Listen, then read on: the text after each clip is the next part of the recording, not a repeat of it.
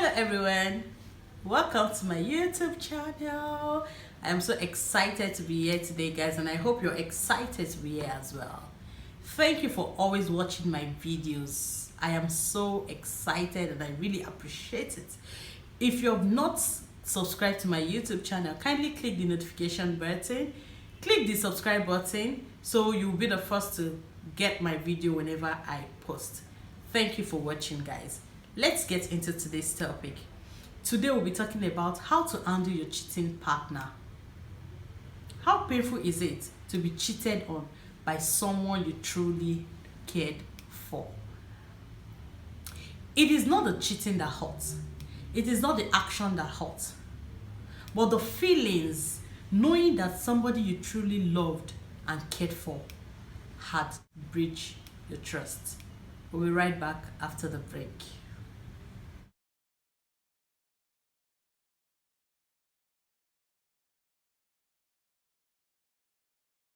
Welcome back, guys. Like I said before the break, how painful is it to be hurt by somebody you truly loved for so many years? Cheating is so painful that sometimes you just want to, run away. You just want to go on exile. You just want to go far from everybody, from your friends and family. You just do not want to talk to anybody because you're hurt so bad by somebody you love. We have so many methods that we can use if you're in a relationship that is abusive. Most people think abusive relationship is only when it's physical. Being in an abusive relationship can be so many things, and one of it is cheating. If you're in a relationship where your spouse is a chronic cheat, that is also an abusive relationship. Take note of that. The first thing you should do is have a conversation with your partner about his action, about his behavior, and the things he's doing or she is doing that you don't like. Because cheating could be in both sides, not just one side. Like I said in my other videos, you can check it out. Cheating is not just about the male thing, it's also the female thing. It's in both ways. So the first thing you should do when you have a cheating spouse is have a conversation with your spouse, letting them know that you are aware of their unfaithfulness and you want them to put an end to it. Whatever the outcome of your conversation is will determine the action you will take. The next thing you should do after the conversation is get busy. It is very important for you to be busy with your life as well. Do the things you love to do. Do not ever get married and become housewife or house husband, if there's anything like that. What I'm talking about is actually for both sides, both for the women and for the men. It's not just a man thing. Women also cheat. So if after you've had the conversation with your spouse, telling them that you're aware of their behavior and you want them to put an end to it, the next thing you should do is get busy. Get busy with yourself, doing the things you love to do. I keep telling people, when you're married, do not stop your life. Your life does not end there. There's more to marriage. Get busy. If you're working before, keep working.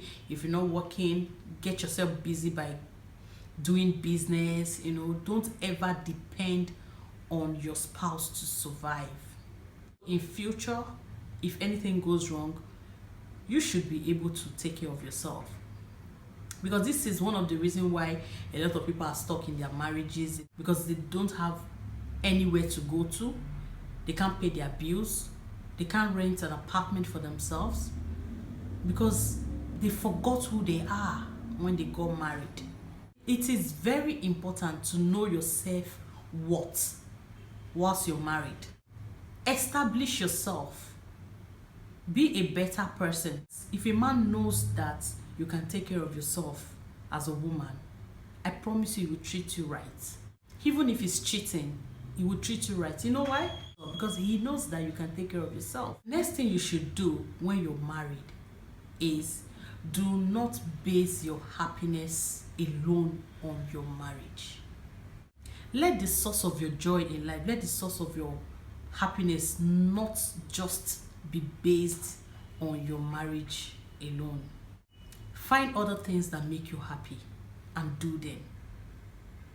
So in case anything goes wrong, you have other things to fall on. The next thing you should do is stop complaining. If you feel if you feel you've had a conversation with your spouse and your spouse keeps doing the same thing, your spouse keeps cheating on you, stop complaining. Because sometimes when you complain, sometimes when you keep saying the same thing, there's this thing that comes with you complaining. There's this hurtfulness that it brings, there's this bitterness, there's this, painful sensation complaining gives to you. If you complain too much, it gives you those pains, it gives you those heartburn, it make you lose your self-esteem. Complain less and move on. How do you move on? You move on by doing what you like to do. You move on by doing what you love to do. You move on by being busy. You move on by working. You move on by getting yourself involved with the things you like. Take yourself out. Have friends. The next thing you should do is pretend like you're not saying what he's doing. Or do not just sit there and cry all day long. Move on with your life by doing the things you love to do. Sometimes you can tell somebody, I know what you're doing, by not saying it. Spoken to your spouse before, but your spouse is still doing what or she is doing. So stop complaining, but let your actions speak better. In that way, you have your sanity intact, you have your peace intact, you have your glowing face still, shining and all that. Do not get your family and friends involved yet. Find a way to make things work in your own ways. If you're not ready to leave your relationship or your marriage yet, do not expose your problems to your family and friends. Do not expose your cheating spouse to your family and friends. Because after you've made up, you can't take back all those things you have said to your family and friends about your spouse. After you've made up, your friends and family will no longer have respect for your spouse because you've exposed who your spouse is. But now you've made up and you can't do anything about it anymore because you've exposed him. Don't take decision when you're angry. Calm down, think about the things you want to do. That is why it's very important, to know what you're doing, to know your self-worth. The only time I'll advise you to expose your partner or to report your partner to your friends and family is when you're ready, you're tired, and you've tried all you can and you can't try no more. You can get family involved. In that case, you know that you've given this person a lot of chances, you've forgiven this person so many times, you've talked about this thing so many times, and you can't talk about it with him anymore. Then you can take it, you can take it up there, but not like, oh, you've not tried or you've not given it a chance. Give it a chance, give it a try. Apply all this method I've just talked about.